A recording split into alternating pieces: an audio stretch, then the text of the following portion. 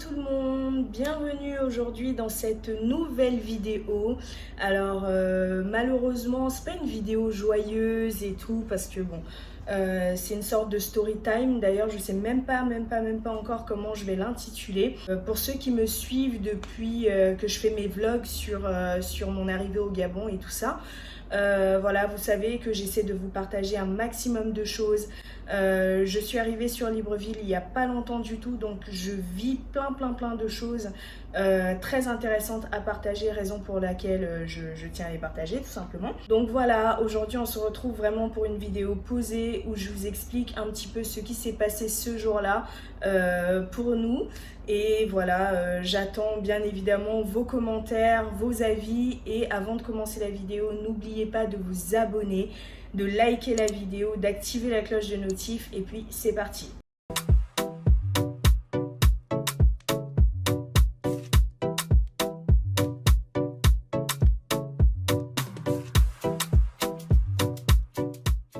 Donc voilà, on va directement plonger dans le mille, hein. Je vais pas vous mentir, ça me fait pas trop plaisir de partager ce point négatif là parce que bon, déjà lors de la vidéo je suis choquée. J'ai fait une vidéo que je vais essayer de vous glisser là.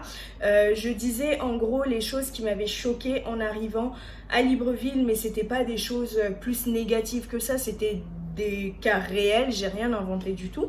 Et je vous avais parlé un petit peu voilà, de la police, tout ça, qui souvent demande de l'argent, ce genre de choses. Donc en gros, ce jour-là, j'étais au travail, j'étais tranquillement en train de travailler. Je termine le travail généralement vers 17h30 par là. Donc le vendredi en question, je me suis dit, bon bah 16h, je vais tranquillement commencer à packer mes affaires pour rentrer chez moi.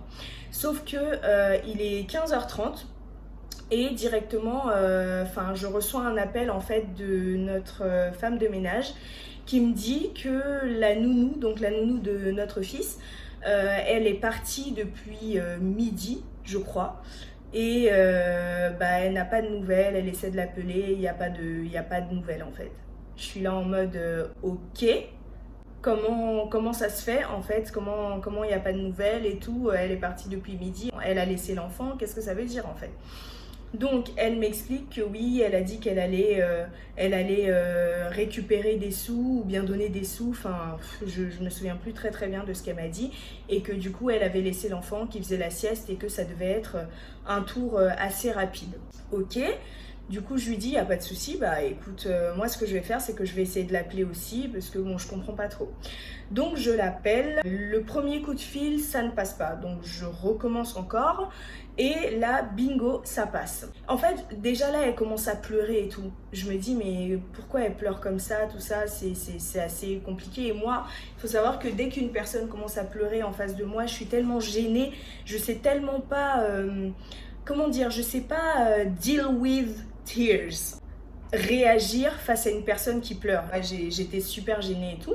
Et là, j'essaie de lui dire, mais t'inquiète, ça va aller et tout, qu'est-ce qui se passe? Donc elle me dit carrément, j'ai été arrêtée par la police. Je dis comment ça, pourquoi, que, quoi, dont, où? Je dis oui, j'ai été arrêtée par la police, je suis à tel commissariat, ils veulent pas me laisser partir, j'ai été arrêtée depuis midi et tout et tout. Je fais ok, et du coup tu as été arrêtée, mais pour quelle raison, dans quelle situation tu t'es trouvée, sachant que n'allez pas penser que nos salariés ils ne sont pas réglés en fait au niveau des documents d'identité et tout, parce qu'ils ont tous soit un titre de séjour, soit une pièce d'identité gabonaise. Et ça, on s'en est bien assuré parce que la nounou en question, on l'a prise dans une agence en fait, c'est quelque chose d'assez sérieux. On a ses documents d'identité et tout le reste. Je dis ok, écoute, t'as laissé l'enfant, tout ça. Elle me dit oui, ça devait pas durer, mais tout ça en pleurant, hein, vraiment beaucoup d'émotions. Donc je dis ok, il n'y a pas de souci. Bon bah écoute, je vais appeler du coup mon mari et puis on va essayer de voir ce qu'on peut faire. Je crois que c'est entre temps que je reçois un autre appel. En fait, je raccroche, j'essaie d'appeler mon mari et entre temps je reçois un autre appel. C'est notre gardien qui me dit que en gros il a été arrêté par la police. Je dis mais c'est quoi ce délire en fait? Bah, je pack mes affaires rapidement, mon mari vient me chercher, on part directement au commissariat qui nous a indiqué là où elle était détenue, je vais dire ça comme ça. On arrive et on demande du coup un petit peu qu'est-ce qui se passe, c'est quoi le problème et tout. On a, je vais dire, un agent, donc une femme, qui nous reçoit à l'extérieur et qui nous dit que voilà, le monsieur là, en gros, il dit que votre nounou a volé de l'argent et tout, que en gros c'est une question de transfert d'argent. Elle a voulu transférer de l'argent pendant qu'elle n'avait pas d'argent et du coup, voilà, d'où le gros problème. On se dit ok, qu'est-ce que c'est que cette merde, clairement, parce qu'on comprend pas du tout. Le mec nous explique encore une fois que voilà, lui il peut pas laisser passer ça et que ce n'est pas la première fois que ça arrive dans la zone. Ça fait à plusieurs reprises que c'est arrivé dans cette zone là. Je crois que c'était la deuxième fois en moins de 10 jours, quelque chose comme ça, et que bah, il peut pas la laisser passer parce que c'est une sorte de bande organisée, blabla. Vraiment il part dans un truc bizarre. Moi j'essaie de converser avec lui, de lui faire comprendre les choses, mais lui il ne veut rien comprendre. Et aujourd'hui, avec un peu de recul, je comprends qu'il ne voulait même pas essayer de discuter avec moi parce qu'il s'agissait quand même d'une forte somme, c'est-à-dire 280 000. Je vais essayer de vous mettre ça en euros ici. Donc c'était cette somme-là en question et lui c'était tout son fonds de commerce, quoi, vous voyez.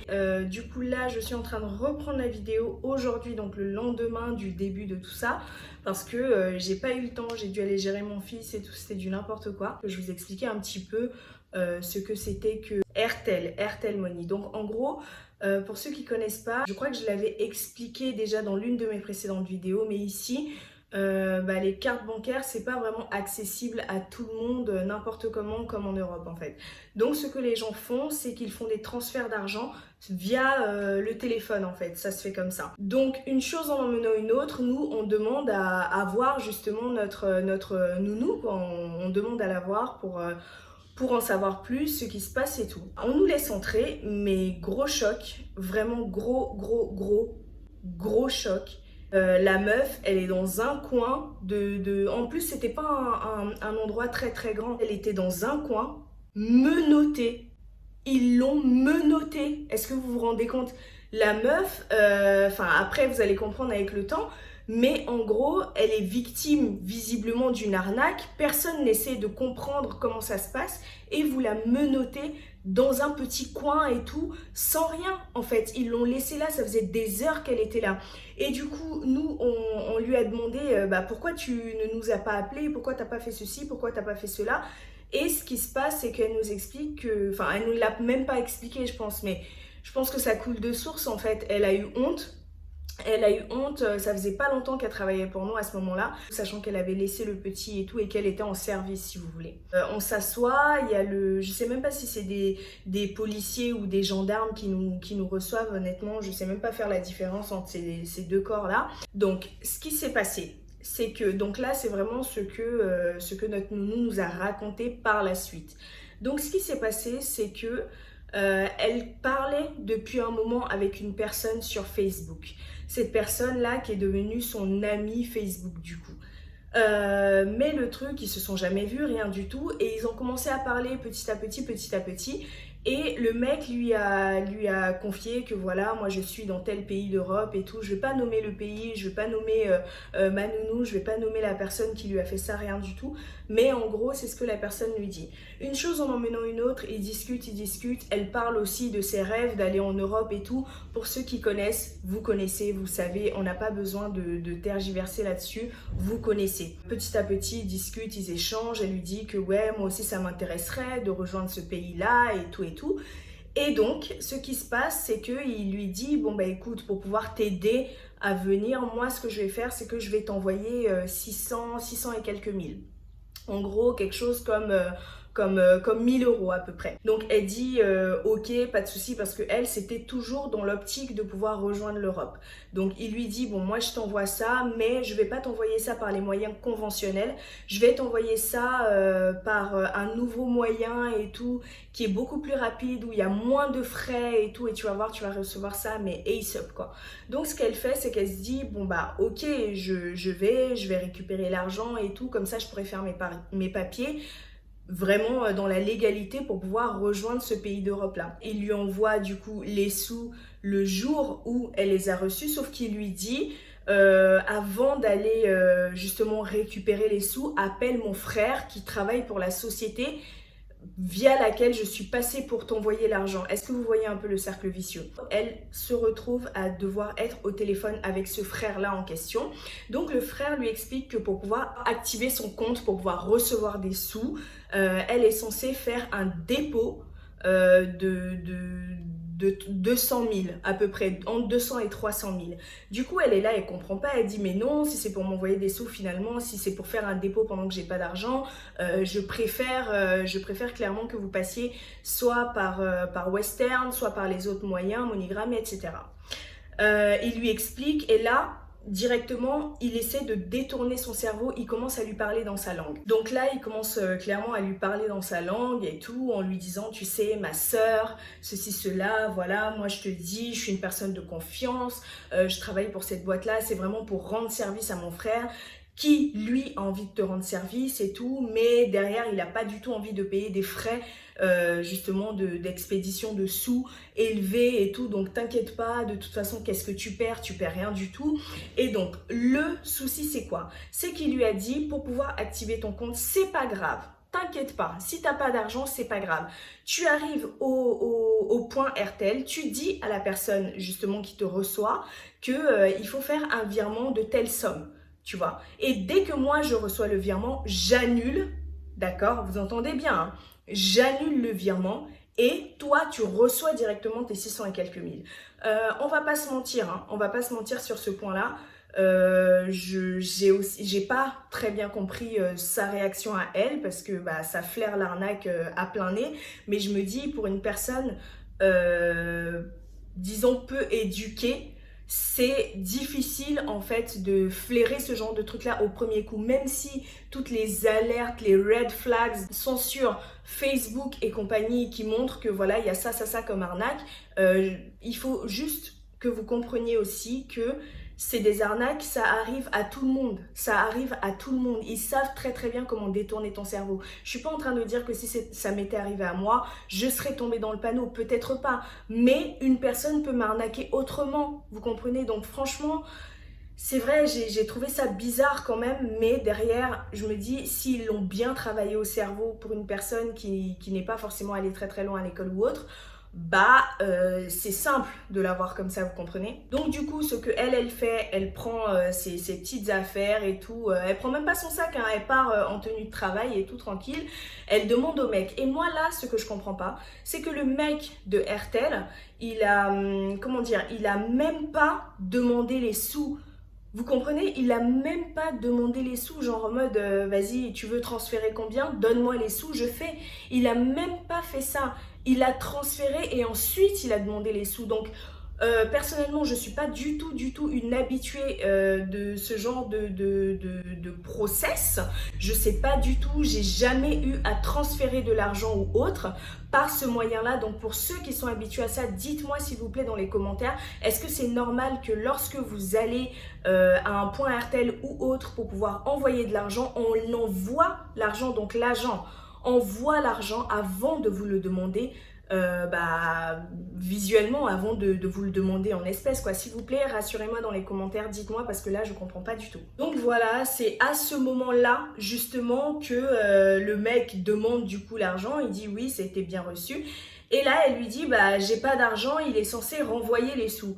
Là direct il commence à lui dire écoute meuf, arrête de me parler coréen, là ça va pas se passer comme ça, donne-moi l'argent maintenant, sinon ça va mal se passer. Elle essaie de lui expliquer et tout, mais lui il comprend pas, lui il voit directement l'arnaque. Et comme je vous l'ai dit, c'était pas la première fois dans la zone que ça se passait, ce genre de choses et tout. Et du coup le mec il a pété un câble, il a commencé à la traiter de voleuse. Et il faut savoir que dans la plupart des pays africains, je ne veux pas tout mettre dans le même panier, mais en gros, au Gabon, dès qu'il y a une personne qui crie voleur, tout le monde, mais tout le monde va se saisir de quelque chose et tout, commencer à chercher il est où le voleur et tout, en gros pour en découdre. Donc directement les gens, il y a une grosse foule, mais vraiment une énorme foule qui s'est agglutinée autour d'elle en train de vouloir la frapper et tout, c'était du n'importe quoi, elle était là en mode non, je suis pas une voleuse, voilà ce qui s'est passé. Elle essayait d'expliquer mais personne ne voulait la comprendre. Donc ce qui s'est passé c'est que il y a une personne qui travaillait à côté du monsieur en question, de l'agent Airtel, et la personne l'a caché dans son magasin en fait en attendant d'appeler la police et tout. Donc ils ont appelé la police et c'est comme ça que directement, sans rien demander, sans rien savoir, ils l'ont menottée et elle est restée attachée dans un coin mais comme un vulgaire animal pendant plusieurs heures. Donc franchement, je vais pas vous mentir, hein, je suis super contente de vivre au Gabon, mais ce point-là m'a clairement choquée. Ça m'a vraiment choquée. Je me dis, on n'essaie même pas de justement voir sur son téléphone, tiens, est-ce qu'on peut retracer la personne? Essaie de lui parler, essaie de lui dire, par exemple, donne-moi ton numéro ou dis-moi quelque chose. Je sais pas, mener une enquête. Non, ils n'ont pas mené l'enquête. Ce qu'ils ont dit, c'est en gros qu'il fallait que soit la famille de la nounou, soit ses employeurs viennent payer la somme du monsieur pour qu'elle puisse sortir. Point. Et en attendant, elle était menottée dans un coin. Est-ce que vous vous rendez compte? Je ne sais pas, est-ce que c'est moi qui suis folle ou bien on est bien d'accord que c'est quelque chose qui n'est pas correct? S'il vous plaît, dites-le moi dans les commentaires parce que là, je suis encore sous le choc. Ça fait quand même quelques jours que ça s'est passé. J'ai eu besoin d'un peu de temps pour que ça se tasse un petit peu parce que j'étais en mode je comprends pas et tout.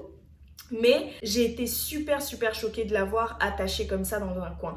Donc en gros, on va passer tous les détails. On a réussi à la faire sortir et tout. Et concernant le gardien en question,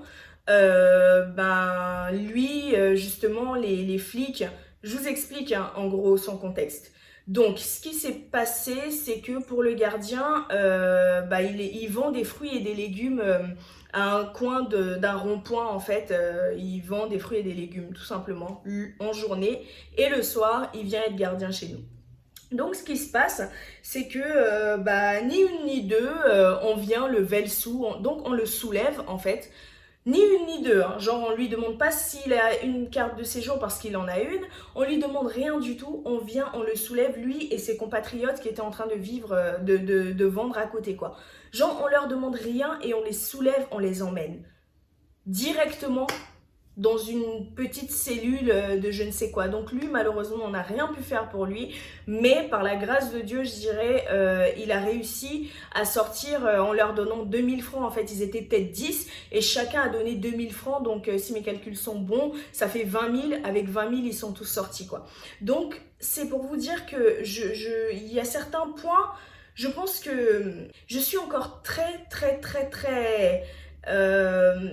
je suis choquée en fait, je suis tout simplement choquée. Donc le soir même, le gardien, il est revenu travailler. Il avait pas du tout l'air traumatisé parce qu'il disait que mais c'est pas la première fois, ça lui arrive tout le temps.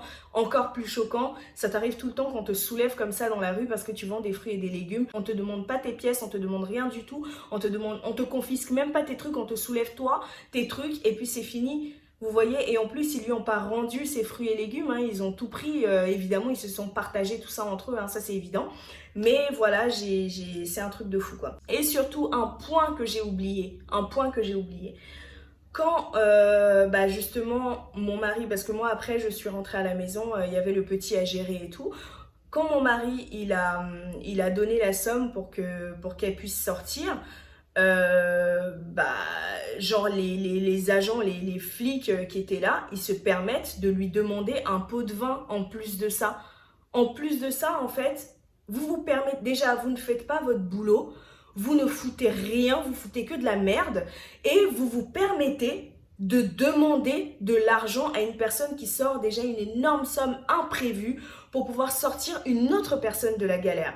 Est-ce que vous vous rendez compte du contexte dans lequel on est? Et ça, franchement, je il n'y a pas à cacher en fait, il n'y a pas à cacher et je vous préviens déjà toutes les personnes qui vont m'insulter dans les commentaires, je vais les supprimer, je vais les bloquer, je vais surtout les signaler sur YouTube parce que c'est la vérité. Arrêtons de mettre des tabous sur des choses qui sont vraies, sur des faits réels en fait. C'est la vérité, les policiers ici, mais c'est juste des arnaqueurs. Ils ne pensent qu'au fric. Souvent, on t'arrête. Tu as tous tes papiers, tu as absolument tout. Tu as mis ton clignotant pour tourner absolument tout. Ils vont forcément trouver un moyen de dire « Ah non, tu n'avais pas mis ton clignotant. Ah non, bah ça fonctionne pas. Ah bah vous n'avez pas tous le masque. Ah bah la ceinture là, elle est mal placée. Ah bah ceci, ah bah cela. » Vous voyez? Donc, franchement, je suis juste saoulée. Vous voyez, je suis juste saoulée de ce genre de comportement. Et vraiment, dernière petite anecdote avant d'arrêter la vidéo parce que là, elle va partir dans des longueurs un peu trop compliquées à monter après pour moi. Une petite anecdote aussi pour vous dire souvent comment certaines personnes pensent ici. C'est vraiment affreux. Je me dis, mais le fait d'aimer son prochain, en fait, on n'a plus ça. Surtout dans un pays où il y a la présence de Dieu, où il y a beaucoup de croyants. Je ne sais même pas s'il y a une personne seulement qui n'est pas croyante ici, si ce n'est un expat. Je ne comprends pas. La dernière fois, du coup, on commence dans notre quartier, on est dans les PK, on commence direct à entendre une personne crier « voleur, voleur, voleur ». Et là, on voit mais tous les voisins, tous les hommes, en fait, ils sont tous sortis.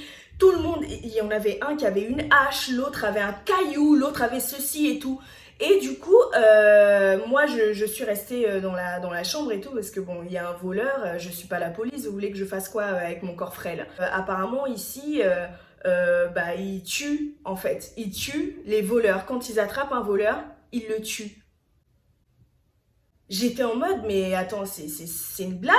Genre, si par exemple, je dis du n'importe quoi, tu voles du pain ou tu voles de la bouffe, est-ce que c'est le même contexte? Et puis, d'où, toi, en tant qu'être humain, tu vas t'ériger juge suprême pour pouvoir enlever la vie à quelqu'un parce qu'elle a volé, en fait, parce que cette personne-là a volé. Enfin, je sais pas, dites-moi si c'est moi seule qui trouve ça bizarre, mais je trouve ça ultra choquant. Je trouve ça super choquant et les mentalités doivent évoluer. J'imagine bien que ce n'est pas avec ma petite vidéo de quelques minutes de « je suis fâchée de ça » que les choses vont changer, mais je pense qu'il y a certaines choses qui doivent être dites. Il faut qu'on arrête de faire des tabous, de faire de la normalité ce qui n'est pas censé l'être. Est-ce que vous comprenez?